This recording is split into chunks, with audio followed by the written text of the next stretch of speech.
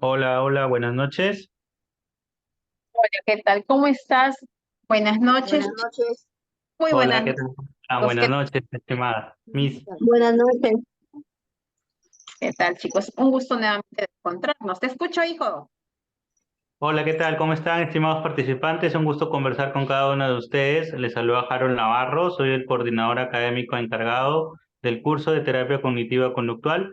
A continuación, le voy a brindar una presentación y posterior a eso le brindaré el pase a nuestra ponente, la magíster Betty Sánchez. ¿Algunas palabras, magíster, para empezar con la presentación? Un gusto de encontrarnos nuevamente, Harold. Gracias por la presentación. Darles la bienvenida nuevamente a los chicos. Hoy día vamos a trabajar lo que corresponde a la segunda parte de lo que es terapia cognitivo-conductual para niños y adolescentes. Muchas gracias. ¿No? Y vamos a seguir igual con los mismos temas, ¿no? Los siguientes temas son bastante interesantes y que les va a ayudar para poder no solamente quizás, ¿no? elaborar paquetes de tratamiento con el paciente que es el niño o adolescente y también incluyendo a la familia. ¿Algo más que quieras agregar, Harold? Voy a continuar con el tema, con la presentación. A Perfecto. continuación voy a compartir unas pantallas, espero que todos los puedan ver. Me van diciendo por el chat si pueden ver, visualizar la diapositiva que a continuación voy a compartir.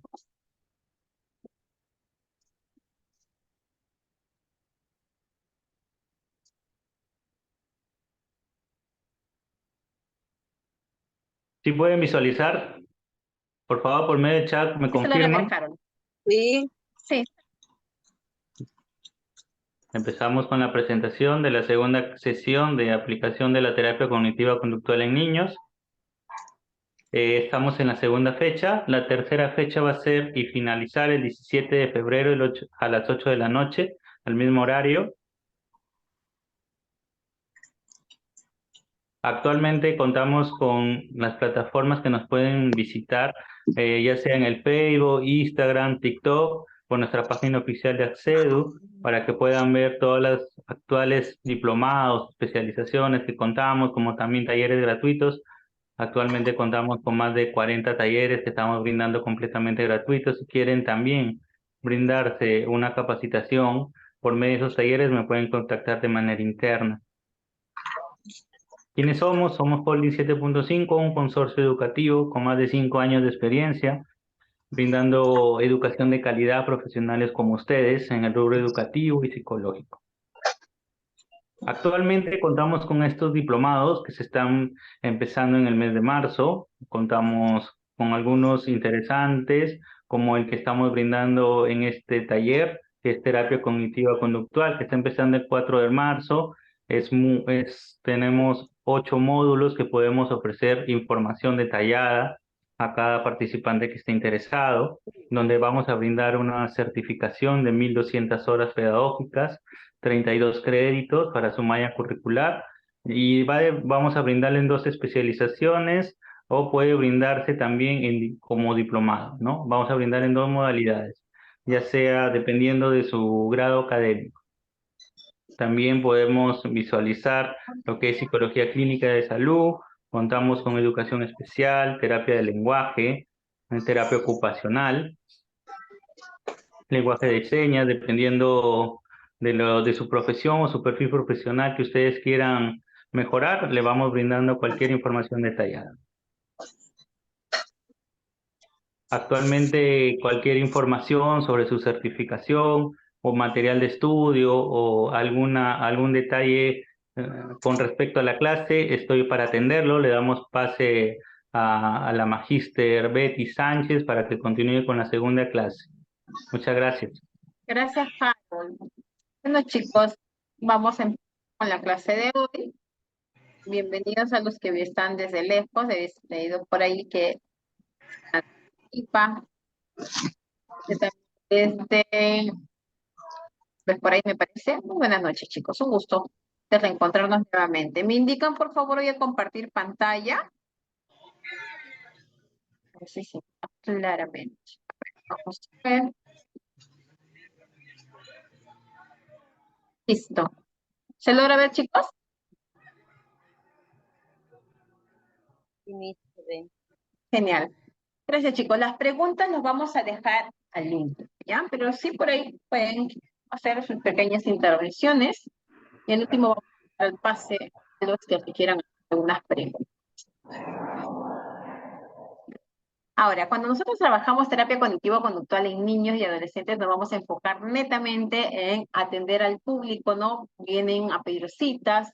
Quizás algunos vienen derivados del colegio, otros de repente algunos hospitales, otros quizás postas o de repente por sugerencia de algún familiar, por alguna preocupación, ¿no? Que está observando en el niño.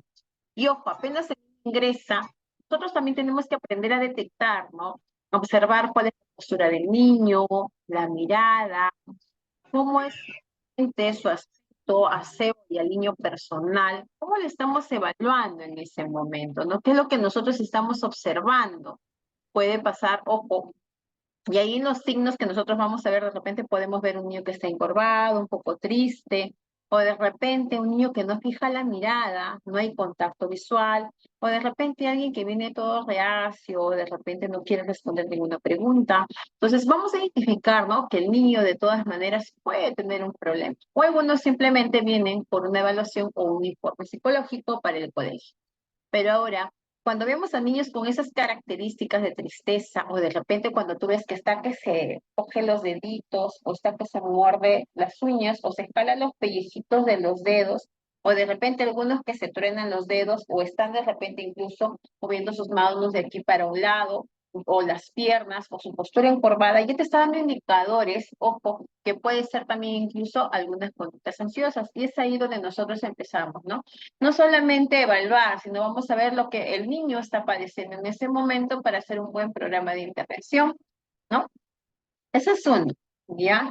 Y después de ya observar, de pasar lo que es la técnica de observación, empezamos a hacer la entrevista. Ojo, chicos, cuando nosotros tratamos a un niño, no solamente vamos a hacer la pregunta a su padre, siempre hacemos la pregunta al niño, ¿no? Para saber cómo está llegando a terapia, cuál es su emoción que presenta en ese momento. Ojo, algunos niños vienen de manera obligada o los traen sus padres, ¿no? A fuerzas, ¿no?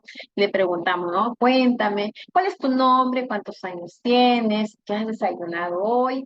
¿A qué edad vas a pasar? Cuéntame, ¿con quiénes vives en casita? Entonces, todas esas pequeñas preguntas que yo voy haciendo, voy a identificar, no solamente para rellenar los datos de filiación, sino también estoy entrando a su mundo, a conocer qué es lo que hace él todos los días, conociendo con quién interactúa, conociendo quiénes son sus padres, quiénes son sus familiares, con quién convive el niño.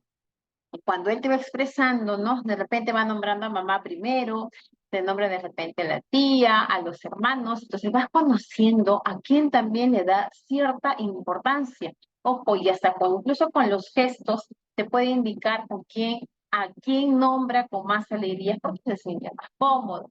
Y empezamos a ver sus emociones, ¿no?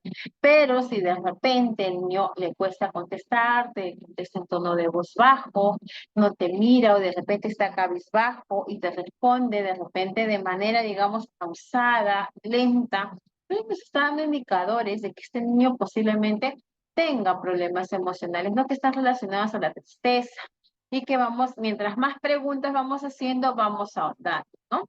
Entonces preguntamos y cuéntame cómo te va con tus amiguitos, cuántos amiguitos tienes, cómo te va en el colegio. Vamos entrando ya no solamente al mundo familiar, sino a su mundo interpersonal, al aspecto social. Y es ahí donde identificamos si el niño tiene una buena interacción con su compañerito, tiene buena interacción con sus compañeros del aula u otros compañeros durante el recreo, o si también tiene una buena interacción con la docente. Entonces, me voy complementando, ¿no? Ya conozco a la familia, estoy conociendo cómo es su aspecto, el aspecto social, ¿no? De pares. Ahora pasamos al tercer aspecto, ¿no? Y cuéntame, ¿no? Tú puedes, tú puedes aprender correctamente en la escuela o qué dificultades presentas, ¿no? Algunos te pueden mencionar, mi mamá me dice que yo no aprendo muy bien, que no sé escribir, por ejemplo. Hoy ingresó al hospital, ¿no? Vienen por una evaluación una niña, la señora dice que ella está mal, que no entiende, que no escucha bien, que parece que, o sea, a veces los padres utilizan términos inadecuados, ¿no? Sin darse cuenta que tal vez la niña tenga alguna dislexia.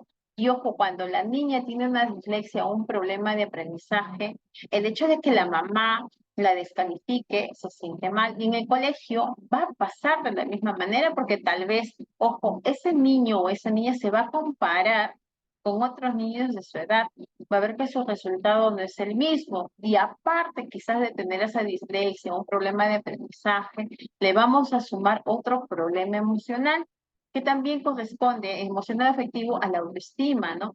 Cómo se siente ella al no cumplir quizás los estándares igual que sus demás compañeritos. Empieza, ¿no?, la comparación, empieza a sentirse quizás menos que los demás y vamos identificando, ¿no? Llevamos, miren, a nuestra familia, estamos viendo también lo que es el contexto social y lo que es mundo, prácticamente, que tiene que ver con su funcionalidad. ¿Y a qué se refiere cuando yo hablo acerca de la funcionalidad? Estoy viendo cómo el niño se desarrolla en el campo educativo, cómo se interacciona con el papá, la mamá dentro de un entorno familiar y lo que es en el entorno social. Entonces, en base a toda esa información, yo voy recabando datos importantes y también hago, ¿no?, lo que es una lista de los problemas que pueda presentar el niño, las conductas que requieren mayor atención. Es ahí que yo empiezo a darme cuenta, ¿no?, qué tipo de evaluación voy a hacerle, qué tipo de pruebas puedo aplicar y al último, ¿no?, cuál es el objetivo, qué es lo que yo quiero aparte de esos resultados. Puedo trabajar más el aspecto emocional, el aspecto afectivo, pero siempre voy a tener que contar con algo. ¿Cuál es mi factor protector? ¿Cuál es el factor protector de ese niño, ese adolescente? Es el entorno familiar. Ahora, a veces nos hacemos la pregunta, ¿no? Sí, la mamá tiene que estar presente, el papá también, pero a veces cuando nosotros también identificamos que ese factor protector que nosotros tal vez lo estamos considerando de esa manera, no es la persona idónea, ya que de repente está protegiendo, está cuidando al niño, entonces vamos a utilizar técnicas y también, aparte, ojo, vamos a trabajar con los padres para que ellos también identifiquen qué estilo de crianza están adoptando con aquel niño. ¿Qué tipo de crianza, qué estilo de crianza están ejerciendo que de repente el niño de repente tiene conductas por ser de repente muy estrictos o muy autoritarios? El niño obedece, pero no por respeto, sino por miedo. Entonces, vamos a ver ciertas características, el rol de mamá, el rol de papá o hasta incluso las personas que intervienen, ¿no? Pues la abuelita, el abuelito, los tíos. Entonces, cada uno de los familiares que conviven con ese niño y adolescente tiene una imagen que va representada para el niño. Y eso también lo vamos a tomar en cuenta. Cuando hablamos de terapia cognitivo-conductual, incluimos a quienes están y a quienes interactúan con el niño, ¿ya? Y sobre todo que ayuda en su avance. Entonces, ¿en qué consiste realmente la terapia cognitivo-conductual?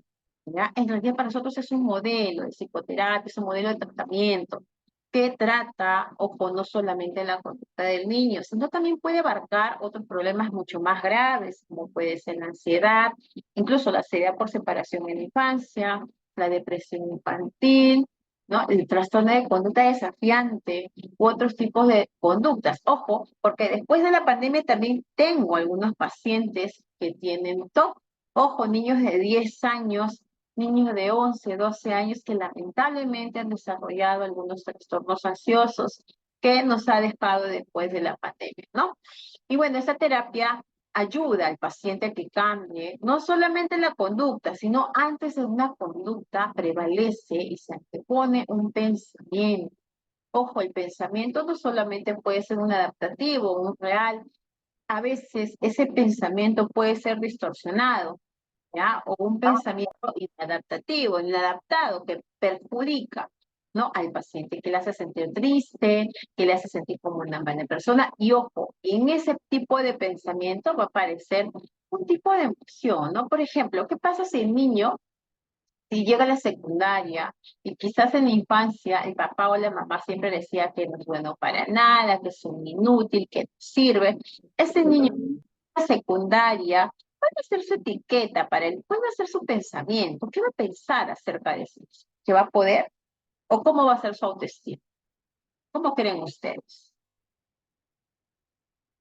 Porque les comento, ¿no? Cuando nosotros hablamos acerca, chicos, de lo que es la personalidad, ¿no?, o el aspecto afectivo, emotivo, nunca lo olviden y recuérdenlo siempre, que los niños se forman ya hasta 8, 10 años, más de un 50, un 60% de su personalidad ya está prácticamente desarrollado.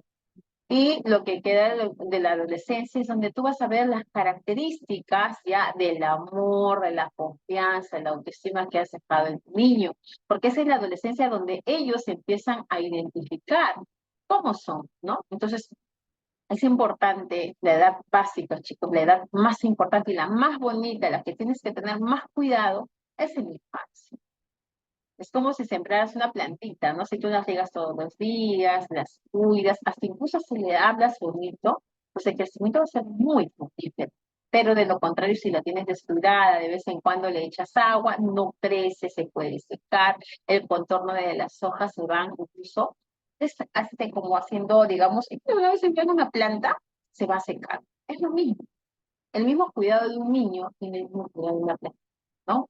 Y eso depende mucho del trabajo de los padres. Ojo, pero no solamente quiere decir que los padres ya pueden crear por sí solos. Es importante que los padres siempre asistan a talleres de escuela de padres, que asistan a un psicólogo. En este caso, mi especialidad es psicología clínica. Yo también soy especialista en lo que es neuropsicología. Entonces, es muy importante encontrar cada característica del niño para identificar si se encuentra dentro de la normalidad o de repente necesita una atención clínica. Entonces, volviendo al tema, cuando vemos al niño que de repente crece ya con ese tipo de pensamiento que es un inútil, que no sirve para nada, que nada hace bien, ese niño va a estar triste en la adolescencia, tarea que se le presenta, dificultad que se le presenta, siempre se va a anteponer ese pensamiento, que no puede, que no vale, su autoestima va a ser baja. Entonces, al sentir ya ese pensamiento, va a llevar unas emociones de tristeza, desgano, que va a generar, ¿no? A consecuencia, una conducta negativa, pues ya no va a hacer los exámenes, ya no va a estudiar. Es más, algunos evitan dar algunos exámenes o evitan las dificultades porque creen, ojo, su pensamiento es tan distorsionado que creen que no lo van a poder lograr y es ahí donde el problema se agrava.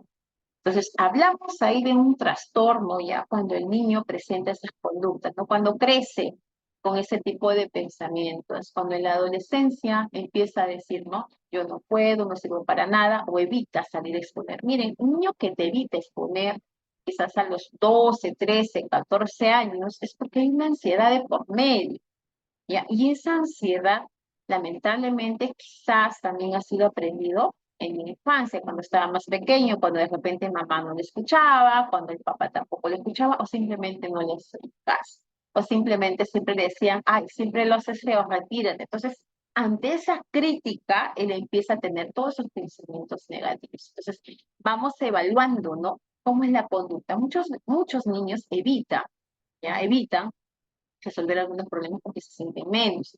Y es ahí donde identificamos, ¿no? ¿Qué tipo de emoción está pasando el niño? Y no solamente aparece en la emoción, sino que el niño puede empezar a sudar, puede mover las piernas, puede estar como un niño, ¿no? Que tengo un paciente que cada tanto se suba las manos porque sí, suda mucho sus manitas, ¿no? Y empieza a tener movimientos de como tronándose los deditos. Entonces vamos a ver ciertas respuestas fisiológicas que te van a llamar la atención y que va a requerir un tratamiento, lo que corresponde a psicología clínica, y dentro de ellos se incluye lo que es la terapia cognitiva. Entonces, en base a esas respuestas fisiológicas disfuncionales, ¿ya? Por otras, vamos a cambiar por otras más adaptativas, ¿no? Para combatir el problema. Entonces, de eso se trata la terapia cognitivo-conductual. A ver, sigamos. A ver, los leo mientras. A ver, me dice...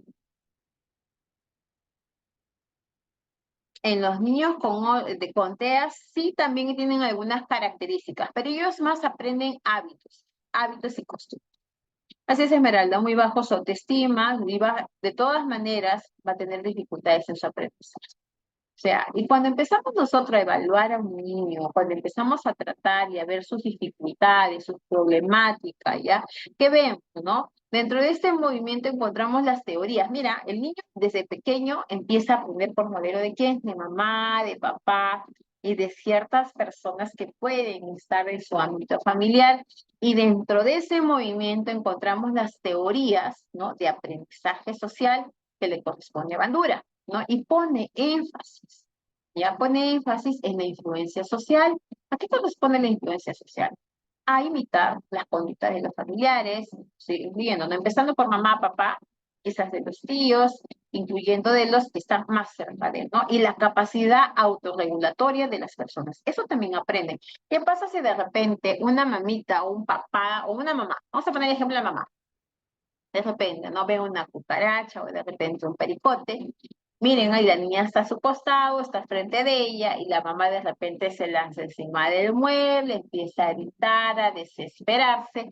¿Qué creen que puede hacer la niña también? ¿Creen que puede imitar lo mismo? Eso no es parte del aprendizaje social. ¿Ustedes qué opinan?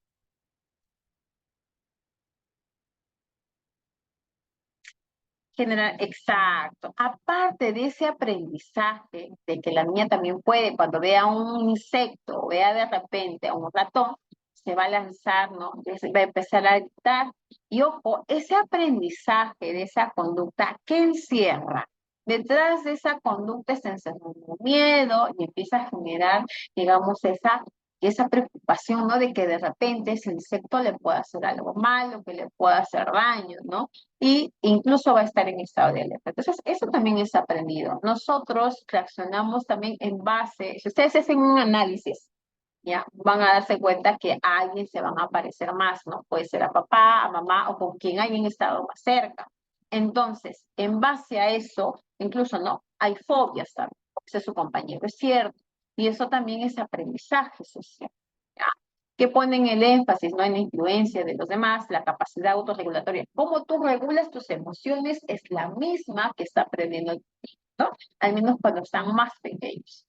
Ahora, la TCC es un marco conceptual, ¿no? La teoría del aprendizaje social nos ha permitido, chicos, pensar cómo contribuyen los procesos cognitivos, o sea, cómo contribuye el proceso cognitivo de mamá, de papá, de todo, incluso de los que han convivido con el niño y que le han enseñado de repente, ¿no?, a una cierta manera de pensar. Quizás, y si pongo de ejemplo, de repente una mamá que de repente siempre juzga o siempre critica, de repente no ve tanto quizás las cosas positivas que puede hacer su niño, pero siempre está criticando, siempre está llamando la atención. ¿Cómo creen que ese niño va a crecer? ¿Cómo va a ser su aprendizaje? ¿Va a copiar lo mismo o no? La mamá que critica, que juzga, ¿el hijo puede hacer lo mismo, chicos?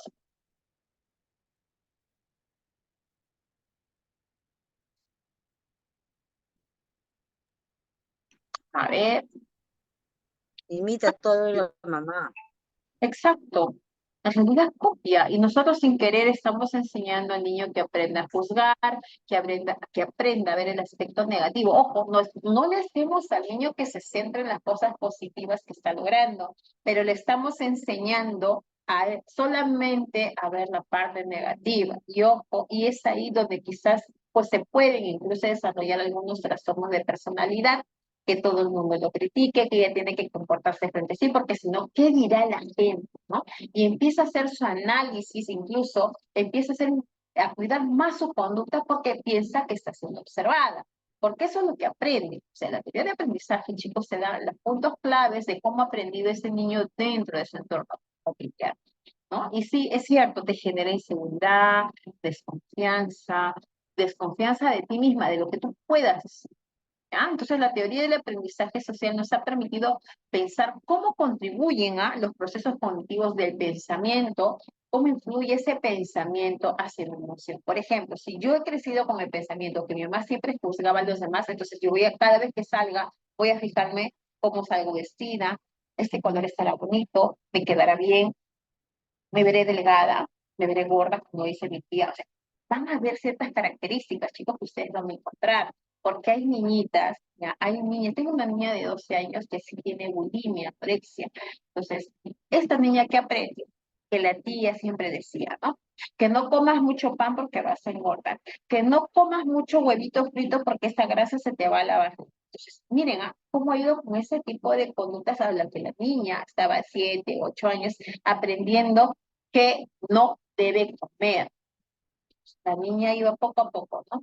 Que se veía más gorda, pero esa ponte otra blusa porque esa blusa te hace ver muy gorda. Entonces, miren cómo él aprendió. Que lamentablemente hoy en día la niña pues no puede comer cosas que para ella le forman. Ella sabe, ojo, miren, ella ha aprendido a pesar su comida, cuenta las calorías, cuenta cuántos carbohidratos tiene un día. Y lamentablemente con el pasar de los años ha desarrollado un trastorno alimenticio que dentro de ellos está la ansiedad, ¿no? ¿Qué es lo que le han hecho aprender a temer a subir de peso? Temer a engordar. Y eso es aprendizaje. ¿Dónde aprendió? Con las tías, con los familiares que estaban cercanos. Incluso también tengo un jovencito, ¿no? Que siempre aprendió a su hermano, que no comas eso, que toma esto, que toma mejor las vitaminas, estos botes. Entonces, ¿qué aprendió? Es igual, chicos. O sea, nosotros tenemos un modelo. Por eso es que los padres, los familiares más cercanos también influyen en lo que es en el aprendizaje, influyen y determinan también gran parte de su personalidad de los, ¿no? Entonces, asimismo, esta teoría sugiere que una combinación de factores del entorno social y factores psicológicos influyen sobre la conducta, ¿no? ¿Cuál fue el factor psicológico que a esta niña le generó una conducta, ¿no? El miedo, ¿no? Que no quiere verse gorda, porque para la tía, los demás familiares se ve mal, que la combinación de ciertas prendas son horribles. Y ella aprendió siempre a estar a lo más mínimo, ¿no? A vestirse. Y no puede salir de su casa, se demora mucho tiempo porque está que comiendo una prenda, otra prenda, ¿no? Y tiene miedo a comer más del peso que le han enseñado sus tías o que aprendió observando sus tías, ¿no? Entonces, el aprendizaje social pesa muchísimo dentro de la conducta del niño y ahí es donde vamos a encontrar diferentes trastornos. Sigamos, a ver, los leo mientras. Eh, sí, es un trastorno alimenticio, dentro de ello está esta falta de autoestima, ¿no? Que sin querer a veces los padres dejan pasar desapercibido, ¿no? O que digan, ¿no? La tía de repente, ay, pero hazle caso a tu tía también tiene razón, no debes comer mucha grasa. El validar esa frase o da mucho más, ¿no? Lo que está, el problema que puede estar el paciente. ¿Ya? Por ahí apaguen su audio, chicos. ¿Ya? Ajá, exacto. El niño es el reflejo de los que están en casa, ¿no? Falta de autoestima. A ver, así es. Así es. Más que todo, chicos, el entorno familiar, mamá, papá, primos, tíos, va a influir muchísimo en el desarrollo de la persona. Por eso cuando llego a la entrevista, y va para todos ustedes, cuando ustedes hagan la entrevista, no solamente pregunten, ¿no? ¿Cuántos años tienes? ¿Tu edad? ¿Cómo se llama mamá, papá? ¿En qué grado vas? ¿No? ¿En qué colegio? Esos datos son bastante importantes, sí, pero nunca se debe preguntar quiénes vives, ¿no? Y esa información te va a ayudar para que tú sepas qué tipo de relación tiene con los demás. Puede ser de repente que viva con un tío, con la tía, ¿no? Y a qué se dedique. Cuéntame, ¿no? ¿Con quién paras más en casa? Ah, bueno, en las tardes me quedo con tu tía. ¿Y cómo es tu tía? ¿O cómo es tu tío? Empezamos a indagar y ahí es donde vemos que hay ciertas conductas aprendidas de otros familiares. Incluso, por ejemplo, uno de mis pacientes que es varón se quedaba con su tío y que aprendió a consumo de sustancias alcohólicas, ¿ya? No tomaba obviamente, ¿ya? Pero miraba que su tío cada rato, ¿no? Se echaba en el mueble, siempre sacaba sus copas, siempre sacaba sus botellas y lo miraba pues como algo cómodo, ¿no? Como algo tranquilo, como que lo relacionaba con la diversión y fue aprendiendo y en la adolescencia lamentablemente, ¿no? Con el pasar de los años, él empezó a consumir alcohol y llegó en un momento determinado que fue un adicción. Las conductas sí son aprendidas. Ahora, nosotros para evaluar a un niño, ya existen 5 elementos interrelacionados que deben tenerse en cuenta en la conceptualización de las dificultades psicológicas humanas. Por ejemplo, lo que hemos hablado al inicio, ¿no? El contexto interpersonal. ¿Por qué es importante el contexto interpersonal? Porque yo voy a evaluar, ¿no? Voy a ver, oye, cómo se relaciona con sus compañeritos, permite, ¿no? Que sus compañeros también pongan sus reglas dentro del juego o de repente él quiere acaparar todo el juego, él quiere mandar. Él dice, no, tú no juegas, tú sí. tú vente para acá, o sea, va a haber así incluso ese tipo de conductas, que tú vas a ver que de repente hay algo, de repente que está pasando en casa donde él solamente quiere mandar, y eso hace que sus compañeritos pues no pueden con él o se alejen. Y eso a consecuencia pues se va a dar cuenta de que amistades no tiene y ahí va a tener dificultades en las relaciones interpersonales. Uno, de repente también hay otro que no le gusta perder el juego. A la hora quizás cuando pierde, porque yo tengo un paciente, pierde un juego, coge su pelota, juega lo que están jugando y se va. Y los deja a todos mirando. Entonces, en base a ese tipo de actitud, simplemente los demás niños ya han decidido no jugar con él. Entonces, primero, hay que hacer que el niño identifique qué emoción está en sí, ¿no? Y en casa, ojo, primero, que identifique su emoción, analizar juntos con él, ¿no? ¿Qué es lo que está pasando realmente? ¿Qué es lo que a él le molesta? Para poco a poco buscar alternativas de solución que también se trabaja con el PCC, pero a la par también inmediatamente trabajar con los padres de familia, ¿no? Empezar a indagar porque el niño de repente solamente es el único que quiere ganar y de repente los padres te pueden decir, sí, sí señorita, es cierto, como es el único niño, como es el único en casa, es el único sobrino, entonces todos dejamos que le gane, ¿no? Para seguir que se divierta mucho, ¿ya? Pierde con todos sus tíos, bueno, él es el único que gana. Lo dejamos ganar incluso, ¿ya? Y cuéntame, dime, ¿y eso le ayuda, no le ayuda en relación con sus demás compañeritos en el colegio? ¿Qué crees que pueda pasar en el colegio? ¿Que siempre va a ganar? Hacemos esa pregunta, ojo, porque nosotros cuando trabajamos con los padres de familia, nosotros no vamos a trabajar lo que es consejería, nosotros tenemos que hacer que el padre descubra cuál es realmente su papel, el papel o el rol que está cumpliendo dentro de esa conducta. ¿Qué está pasando? ¿Es lo correcto? ¿No es lo correcto? ¿Qué pasaría si su hijo pierde un juego con sus demás compañeros? ¿Cuál cree que puede ser eso? Le ha comentado a la docente, se ha enterado. Bueno, sí, vino justamente por eso, derivado porque sus compañeritos no quieren jugar con él y sí, ya lo han aislado, prácticamente están aislados. Entonces, ¿tiene problema interpersonal? Claro que sí. Entonces, identificamos, ¿no? Hacemos que el padre se identifique, ¿no? ¿Qué tipo, qué estilo de padres, digamos, o sea, qué rol de padres está cumpliendo? Porque ahí cumple. ¿Qué tipo de rol son los padres ahí, chicos? ¿Qué rol están cumpliendo? ¿Qué son los papás ahí? ¿Qué están haciendo? Cuidador, ya, pero ¿son o no son sobreprotectores? ¿Es correcto? Exacto. Es padres sobreprotectores, que solamente están cuidando las emociones, que tenga solamente emociones positivas, que prácticamente es como si le estuvieran quitando las piedras del camino y que no enfrente estas emociones que también son negativas. Ojo, no hay emoción negativa, sino emociones que surgen en base a una situación, pero nosotros como especialistas podemos ahí aplicar y enseñar de una forma correcta cómo puede el niño cambiar su actitud en base a lo que es técnicas y dentro está lo que es la inteligencia emocional. Por eso es muy importante que el niño tenga, ¿no? Soporte, se trabaja con los padres de familia, qué es lo que se va a cambiar en casa, qué rol, qué técnicas, qué voy a utilizar, ¿no? Ah, ya sé, de inicio, ¿no? Les doy un ejemplo porque eso también he aplicado. En casa vamos a jugar, ¿no? Cada uno de ustedes va a poner un juego y ustedes también van a poner sus reglas y van a hacer el propósito ahora y van a jugar de manera real van a hacer que él también pierda, pero a la hora que él pierde, también vamos a celebrar todos juntos, porque perder también es importante que se reconozca, porque eso también nos va a ayudar a poder seguir interactuando. Entonces, se les deja tareas a los padres de familia.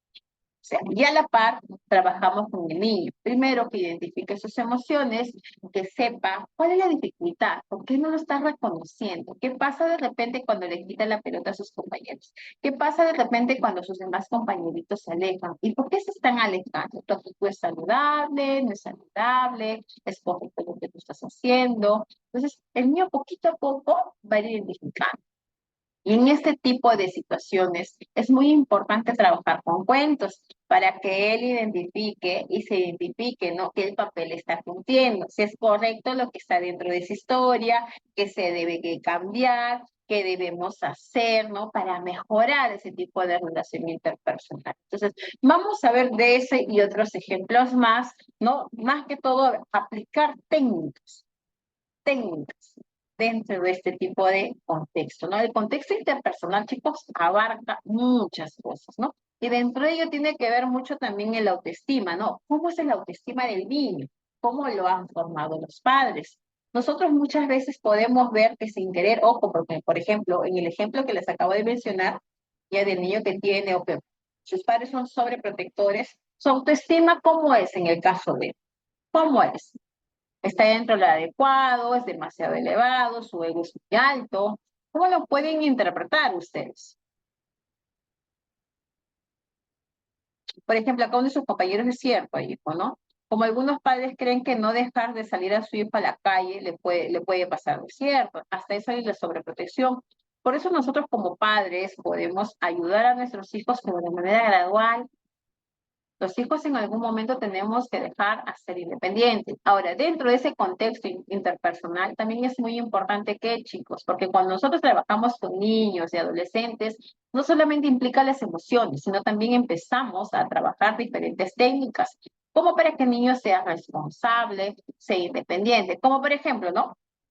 Para cada edad, ya yo estimo, en sí, cada edad puede asumir diferentes tareas en casa. Desde 3 años ya están colaborando con una actividad en casa.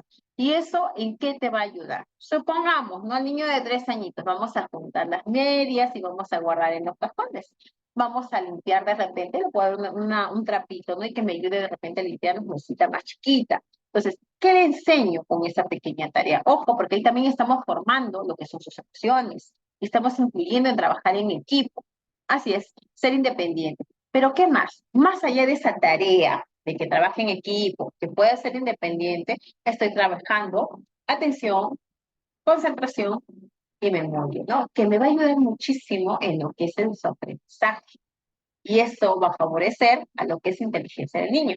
¿Ya? Entonces, voy trabajando. En realidad, cada tarea que se le da al niño y adolescente va a ayudar en su desarrollo, chicos. Por eso es importante, técnicas que nosotros utilicemos, técnicas que se van a aplicar y tiene un motivo, tiene un objetivo de que va a favorecer la conducta del niño, pero sobre todo, su aprendizaje. Entonces, hemos visto ese contexto interpersonal. Ahora, vamos a este aspecto, fisiología. ¿Qué corresponde a la fisiología, chicos? ¿De qué se trata la fisiología? A ver, por allí. Así es, Lady. Toda actividad tiene un objetivo, ¿no? Y como habíamos hablado hace un momento, ¿no? Sobre el contexto interpersonal, ¿no?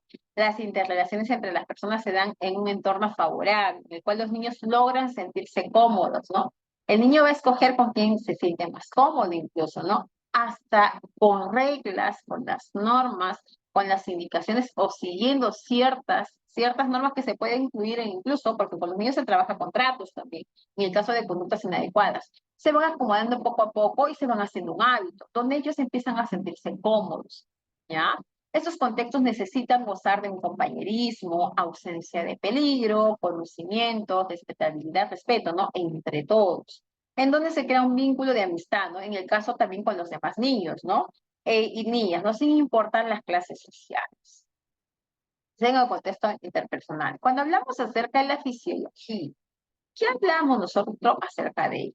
¿No?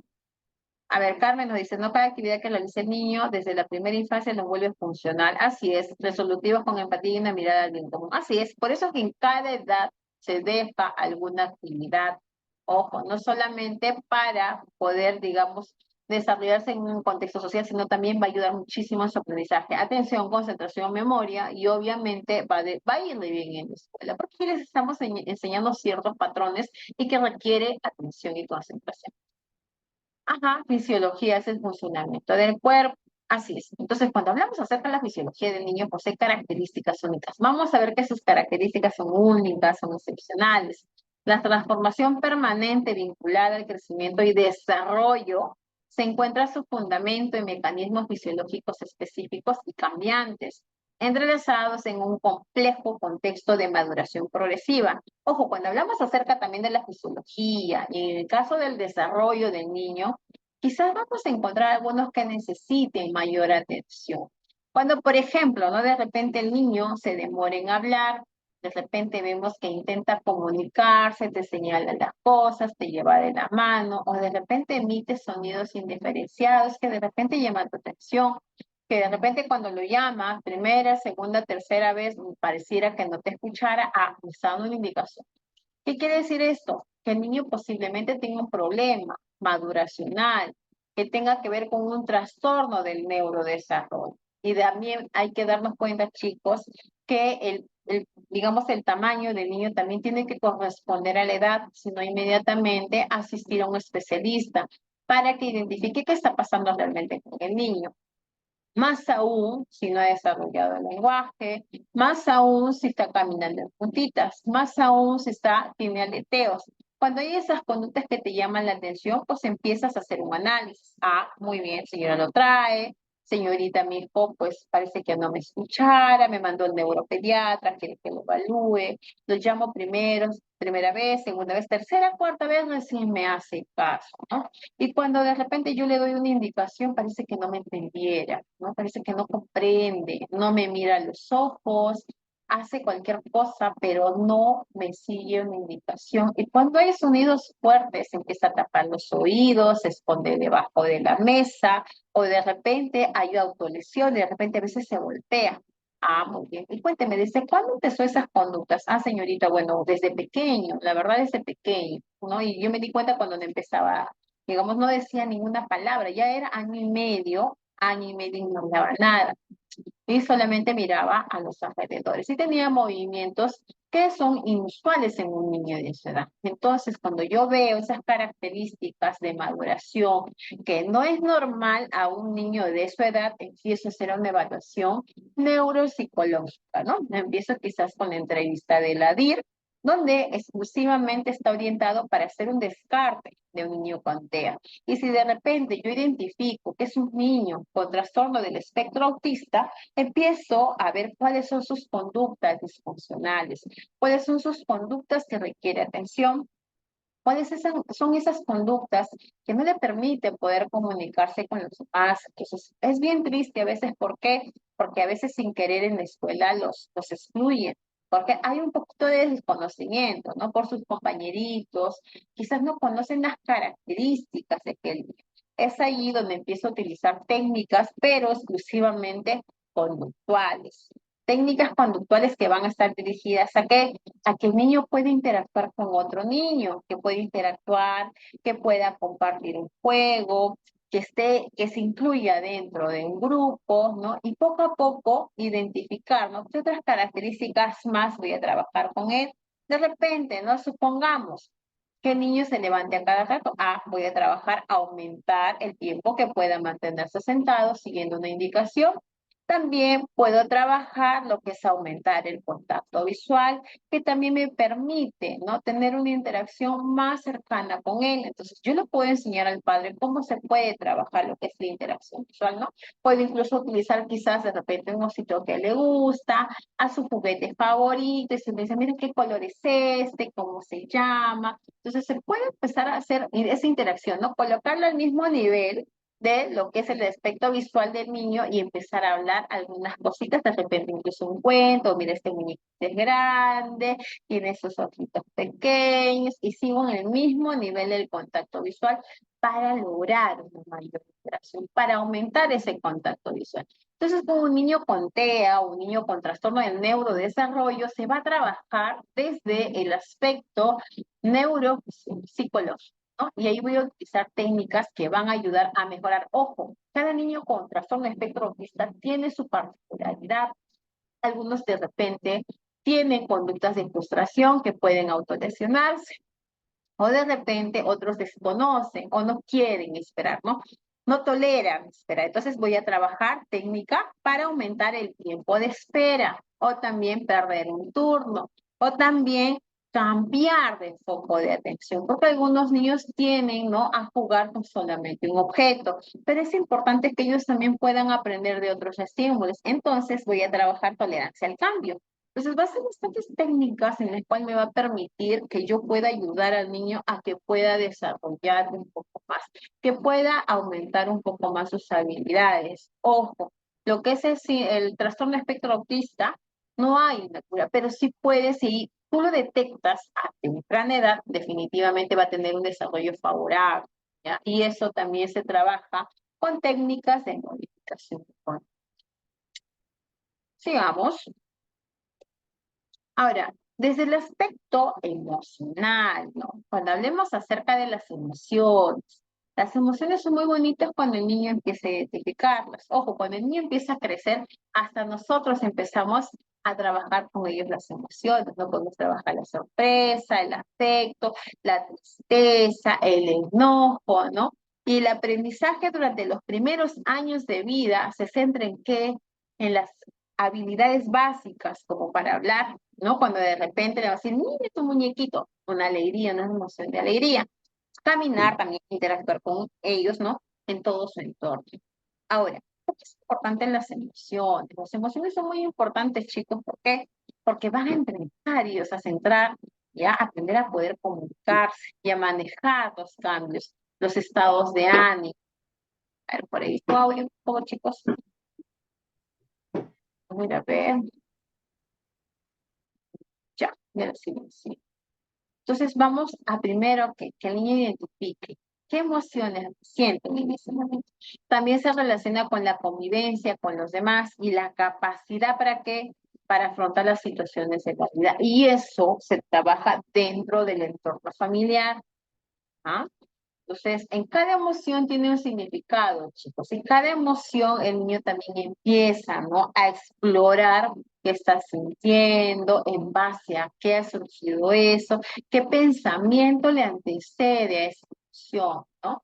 Entonces, las emociones son estados para ellos y para todos, son estados personales que aparecen por medio de pensamientos, ¿no? Esas sensaciones, quizás cuando el amiguito le quitó su juguete, o quizás cuando de repente la mamá le llamó la atención. Entonces, esas reacciones incluso físicas o actitudes que puede tener tiene un fondo, ¿no? Para nosotros trabajar con cuentos, para explicarles cómo podemos manejar esas emociones. Entonces, esas reacciones propias de los pequeños que les ayudan a qué, van a ayudar a que puedan comunicarse con los demás o reaccionar ante diversas situaciones, ¿no? Y es ahí donde nosotros empezamos a identificar la ira, la tristeza, el enojo, el asco, que también está dentro de las emociones básicas. ¿Para qué?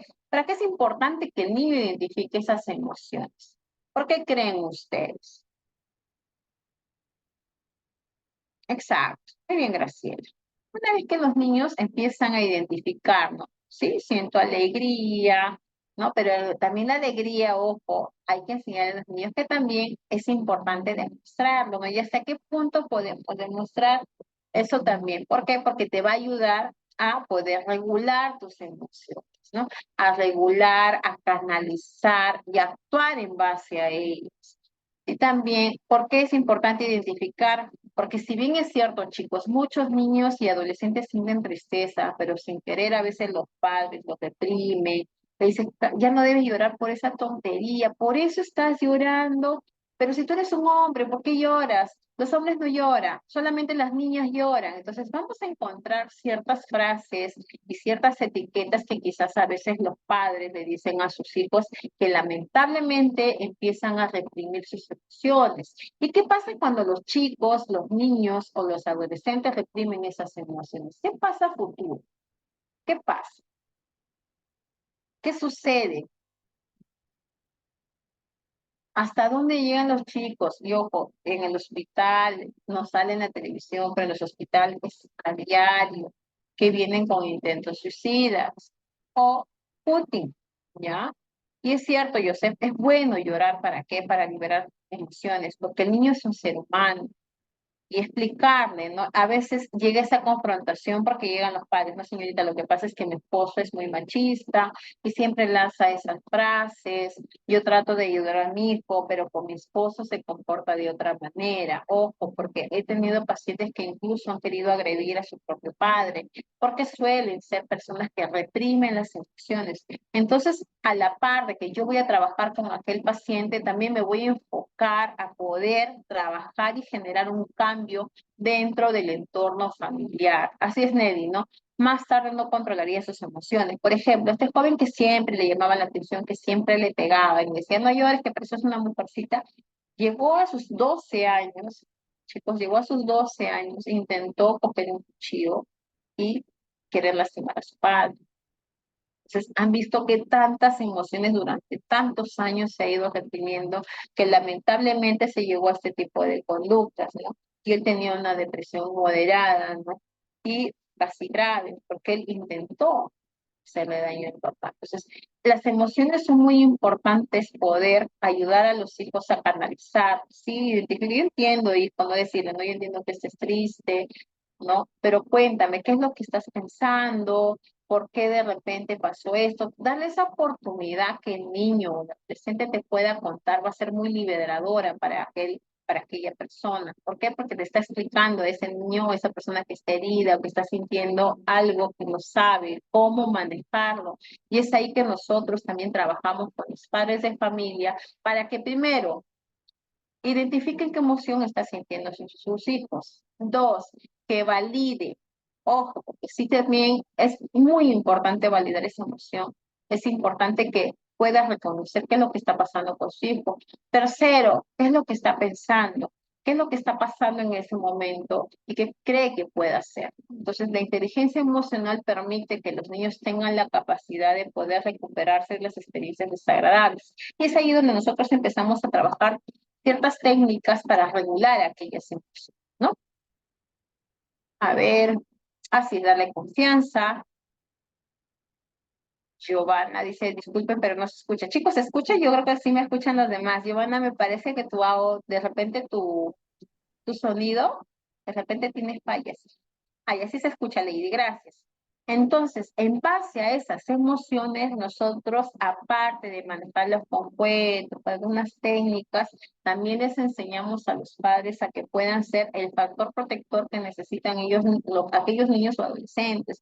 Es muy importante, chicos, ¿por qué? Porque sí puede pasar con el pasar de los años, ¿no? Que se puede desarrollar una depresión o una ansiedad o incluso un problema mucho más grave, ¿no? Que también está incluido dentro de los trastornos de personalidad, ¿no? Ok. Muy bien, gracias Carmen, gracias chicos. Entonces, ¿cómo podemos trabajar esas emociones, no? Y es ahí donde existen muchas actividades para poder enseñar al niño a expresar esas emociones, mientras aprenden a reaccionar ante ellas y sobre todo, ¿no? Que nosotros también podemos hacer que se divierta, ¿no? En base a esas emociones, que identifique qué está aprendiendo en base a esas emociones, pero que no solamente vean el aspecto negativo, sino que también lo vean como un aprendizaje. Ahora, ¿podemos utilizar algunas técnicas? Claro, dos podrían ser las siguientes. Una, como por ejemplo, ¿no? Cuentos para niños.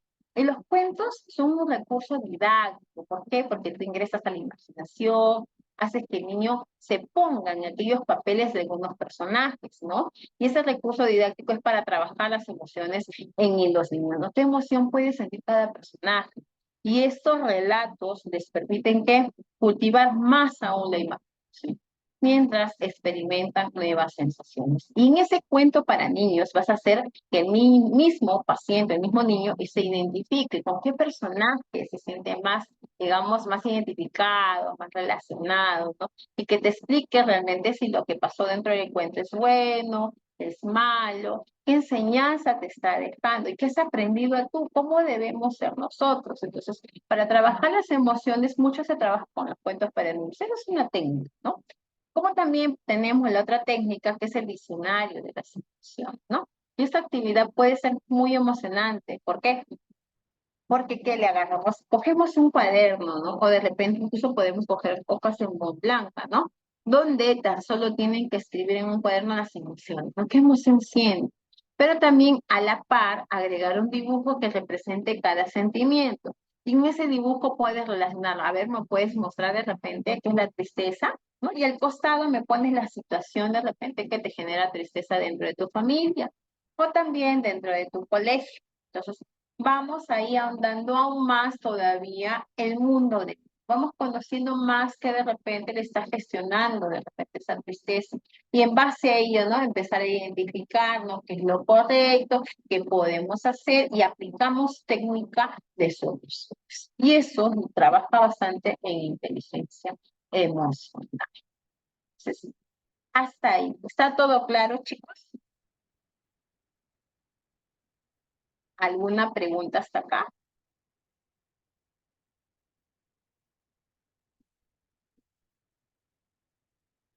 ¿Alguna duda? ¿Algo que quieran saber?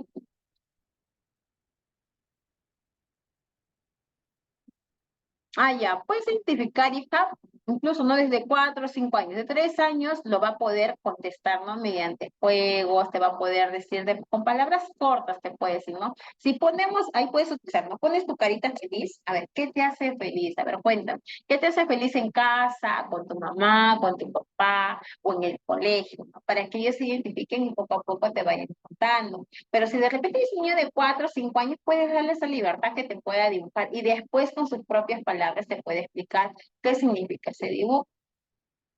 Es muy bonito, chicos, trabajar con las emociones. ¿Por qué? Porque más allá, ojo, cuando nosotros trabajamos con niños, evitamos ya que eso se desarrolle como un trastorno. Porque hoy en día yo tengo un montón de pacientes adultos, ya que son de 20, hasta incluso unas señoras de 60, 65 años, la persona que se sienta frente a mí y empieza a decirme, ¿no? Pasan por depresión, ansiedad, un trastorno de pánico, te van a contar, ojo, te van a contar esa historia de que fue en su niñez. Por ejemplo, de que muchos han sufrido violencia, que sus papás nunca le permitieron hablar, que aprendieron con el miedo, más no con el respeto. Entonces, detrás de esa persona con depresión, con ansiedad o con un trastorno de personalidad, está un niño que no le permitieron hablar, un niño que fue muy lastimado, un niño que fue reprimido. Por eso las emociones se trabajan de manera adecuada en la infancia. Ahora, hay diferentes técnicas, claro que las hay. Estas dos son unas alternativas, pero es muy importante. Cuando tú trabajas en la infancia, es mucho mejor. Es una forma de prevención, ¿ya? Es una forma de prevención para evitar que cuando lleguen a ser un adulto, pues desarrolle un trastorno que realmente va a ser mucho más doloroso que lo pueda superar, porque no solamente va a necesitar un psicólogo clínico, un psicoterapeuta, sino también un médico psiquiatra que ese sí va a ser algo que se reparará. Por eso nos centramos bastante en utilizar la terapia cognitivo-conductual en niños, ¿no? Para evitar trastornos agudos. A ver, por ahí nos pregunta Alicia. Ah, ya. Cuando se trabaja ¿cómo se trabaja la frustración cuando algo no sale como quiere, llore y grita? Primero, ¿no? En ese momento identificar su emoción, ¿no? Abrazarla, primero llegar a que se controle. Una vez que ya está más tranquila, ya nuevamente, ¿no? Ahí le puedes explicar, ¿no? Pero esto se puede solucionar, vamos a hacerlo juntas, pero que ya pasó un tiempo prudente. Porque en ese estado, digamos, de desesperación, de frustración, el pequeñito no te va a entender, no va a encontrar la solución al problema, pero sí que tú le ayudes a regular, que aceptas esa emoción, primero se va a sentir nuevamente acurrucada, entendida, escuchada, y luego ya regresas y retornas tú con ella, ¿no? A trabajar quizás lo que no le salió en ese momento. A ver, yo te ayudo a hacerlo juntas. Por ejemplo, tengo una niña que siempre cuando no le salía algún dibujo, rayaba todo su cuaderno y rompía su hoja y lo tiraba. Entonces, ¿qué había aprendido? Que siempre la mamá o el papá le decía, "No, tienes que hacer trabajo perfecto. Si no te sale perfecto, entonces rómpeme esa hoja". Miren cómo aprendió, ¿no? Pero ahí nuevamente, aprender. Ay, señor, ahora vamos a trabajar juntos. ¿Le parece ahora si usted se pone detrás de la niña, ¿no? Vamos a salir, quizás vamos a dibujar juntas. Yo te ayudo, coge la mano detrás de la niña y empieza quizás a dibujar, ¿no? Poquito a poco. Y quizás por ahí la señora se le va, uy, dibuja, ay, salió chévere. Ah, pero hay que hacerle como una florcita por aquí. le dibujamos algo, le agregamos, le hacemos de una manera tan divertida donde la niña ya no lo va a ver de esa manera tan desagradable, sino que va a cambiar el foco ya de ese pensamiento y de esa emoción. Entonces, hay muchas técnicas en las cuales nosotros podemos hacer que los niños experimenten de esa emoción negativa que pueden cambiarlo. ¿Y ahí está? ¿Y Alicia? Muy bien. ¿Hasta aquí alguna otra pregunta, otra duda? Gracias, Alicia. Perfecto. Muy bien, chicos. En realidad, yo les recomiendo que lleven terapia cognitivo-conductual, porque sí les va a ayudar muchísimo. Al menos eso es lo que trabajo. Yo soy especialista en lo que es en el hospital, ¿no? Para trabajar con niños. Yo trabajo más también con niños con trastornos del neurodesarrollo y, bueno, trastornos psiquiátricos, ¿no? Que apoyo en salud mental. Yo trabajo netamente en apoyo al tratamiento. Entonces, digamos, cada tema que se trabaja con cada uno de los pacientes, cada paciente tiene su propia historia, chicos. Cada paciente tiene su particularidad, cada paciente tiene sus características de personalidad y en base a eso yo voy a utilizar diferentes técnicas para poder ayudarlo. Pueden haber muchas técnicas, pueden haber incluso ¿no? algunas teorías de psicoterapia, pero tienen que ajustarse al niño que está frente a mí, a ese niño que viene con esa necesidad o a ese adolescente que también necesita una atención. Entonces, tomo todas sus particularidades, cojo todas las dificultades que presenta, tomo en cuenta sus factores protectores, que es la familia, ¿no? Y empiezo a trabajar, ¿ya? Entonces, la TCC es una de las terapias las más objetivas que se utiliza, incluso la OMS la reconoce como una de las mejores.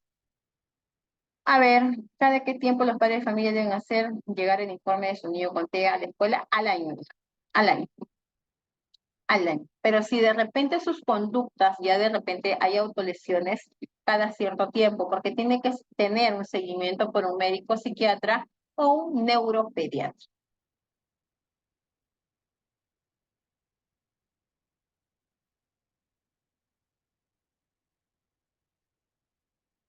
A ver, Evelyn me dice, ¿no? ¿Cómo podemos trabajar con un niño de año y 2 meses que toma estimulación, pero llora y grita constantemente? Ah, primero, hija, miren, en esa corta edad, yo te sugiero que primero, ¿no? Identifiques, ¿no? ¿Por qué llora? ¿Por qué grita constantemente? Porque ahí no es normal, ¿no? O de repente el apego, ¿qué tanto apego? Si el apego es saludable de mamá, de papá, si de repente hay ese soporte y de repente el hecho que tú lo estés dejando en un centro de estimulación está generando, ojo, le está generando, pues, digamos, un poco de estrés y ansiedad, puede pasar, ¿ah? Porque es muy pequeño, muy pequeñito para la estimulación todavía, pero considera, ¿no? El apego. El apego es muy importante y es básico para que el niño pueda tener mayor confianza y seguridad con sí mismo, ¿ah? A ver, por ahí alguien levantó la manito y terminamos con Sandra. Te escucho, hija. Buenas noches. Tu audio, hija.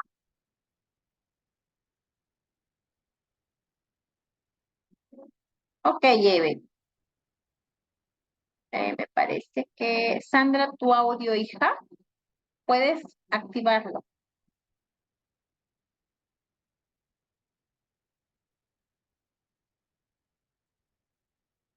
Creo que se quedó con la manito levantada. Sandra, me parece que estás con tu audio.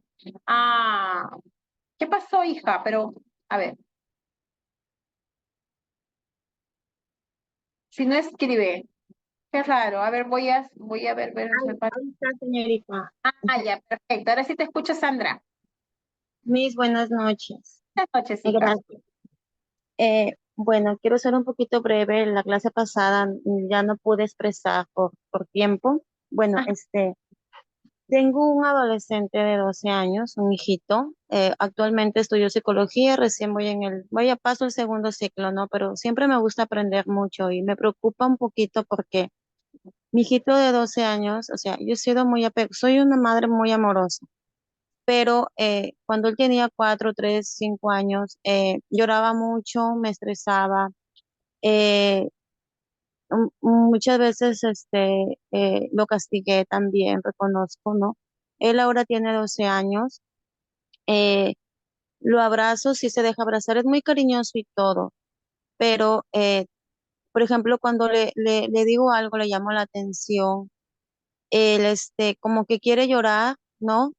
Y después como que se ríe y yo eso a mí no me gusta. Otra cosa también que no le gusta que le agarren en su cabeza su cerebrito en medio, yo quiero acariciarlo y él dice, no mami, ahí no. Pero en cambio mi otro hijito de 8 años, él sí se deja. Eh, ¿Qué más? Este, bueno, eso y el, la clase pasada tenía más, ahorita se me nubla un poco la mente pero no sé por qué él, cuando me va a dar cariño, lo voy a abrazar, vuelta, me abraza demasiado. Yo creo que ahí nos Mm, de esas emociones, sí. Te sugiero que te sientes a conversar, pero no en un momento donde estés a solas, donde él se encuentre accesible y con buen humor para que puedas conversar con él, ¿no? Un momento donde nadie te interrumpa, absolutamente nadie, donde solamente tú seas, te sientes con él, ¿no? Y que le preguntes, ¿no? Mira, la pregunta que te voy a dar, y va para todos, ¿no? Siempre pregúntenle a sus niños o a sus hijos, ¿no? Si estoy haciendo bien, qué crees de repente en lo que me estoy equivocando, que me falta hacer tal vez algunas cositas para ser una muy buena mamá, o cómo me ves tú, ¿no? Me ves, de repente hay algunas cosas que te gustaría que yo cambie, que mejore. Entonces, esa pregunta es muy, muy importante. ¿Por qué? Porque el niño también va a identificar, ¿no? En qué puedes mejorar tú. Te va a dar la pista de en qué te estás equivocando.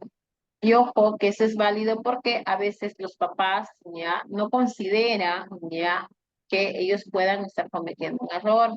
Entonces, va a haber bastantes cosas que como padres hay que reconocer que también nos equivocamos, que tenemos que mejorar, claro que sí. Esa pregunta, hija, que te acabo de mencionar, dísela, hazla. Vas a ver que vas a encontrar cosas diferentes, ¿no? Y que tú misma le vas a enseñar, ¿no? Que también cuando él se sienta molesto contigo, cuando de repente no quiera algo, te lo exprese, pero ya de una manera adecuada. ¿Ya, Sandra? Eso te voy a Está decir bien, señorita. qué papel estás cumpliendo con él. Ya, Gracias, gracias. ya, hija. En realidad el curso es bastante bonito, ¿ya? Porque ustedes van a aprender a identificar también qué errores pueden cometer como padres y qué hay que modificar, qué técnicas podemos aplicar. ¿Ya? Entonces, las preguntas se los voy a ir dejando para la otra semana, para el día sábado, perdón, ya me estaba yendo hasta la otra semana. Para el día sábado les respondo las siguientes preguntas, chicos. Ya, con todo gusto se los voy a responder, ¿ya? Nos vemos el día sábado. Yo todavía tengo una reunión, chicos, porque tengo un congreso sobre el autismo, entonces me permiten y nos vemos hasta el día sábado. Les dejo con el anfitrión. ¿Por ahí estás, hijo? Marro. Muchas Gracias, gracias, Miss. Giselle Betty. Ha sido una excelente clase, muy buena ponente, y le agradezco todo el conocimiento que ha compartido el día de hoy. Bien, chicos, entonces nos estamos viendo. Bye bye. Se los dejo a su coordinador. Gracias.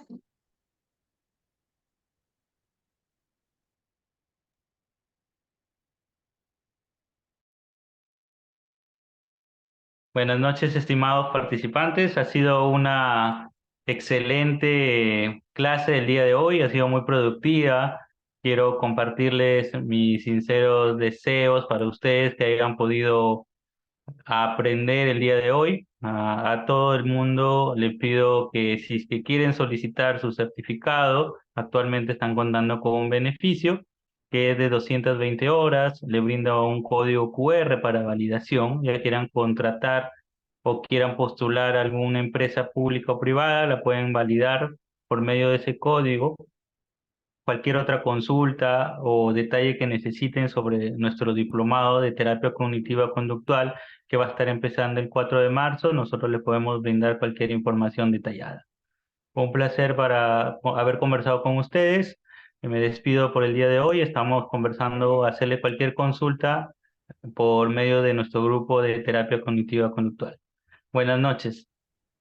Buenas noches.